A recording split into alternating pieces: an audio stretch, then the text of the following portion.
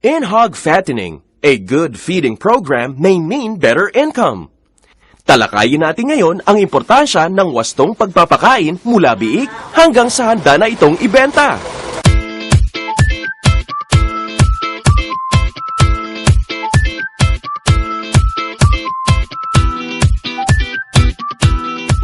Hog fattening is a popular income venture in the Philippines dahil mataas ang demand for pork, kaya madaling ibenta ang mga patabaing baboy.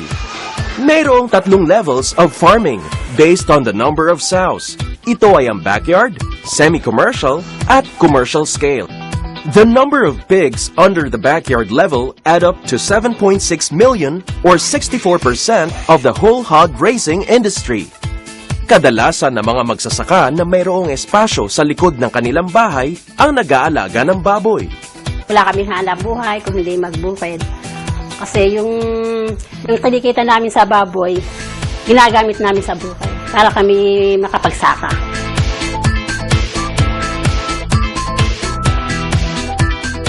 A farmer needs to have 3 things to prosper in hog fattening: high-quality stock, good farm management, and excellent nutrition. Mahalaga na may magandang stock ng baboy. If your purpose is for fattening, make sure that the pig you have is bred for that purpose. Kahit na maganda ang pagkain o maayos ang palakad sa inyong farm, talo pa rin kung hindi maganda ang baboy na pagsisimulan ninyo. Just as important is good farm management.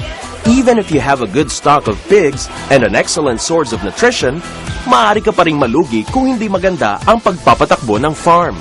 If you ensure that what you feed your pigs are good quality and well-formulated feeds, you will also ensure that their potential for growth is maximized. Kapag sinunod natin ang feeding program ng maayos, mas mabilis nating maibebenta ang ating mga alagang baboy.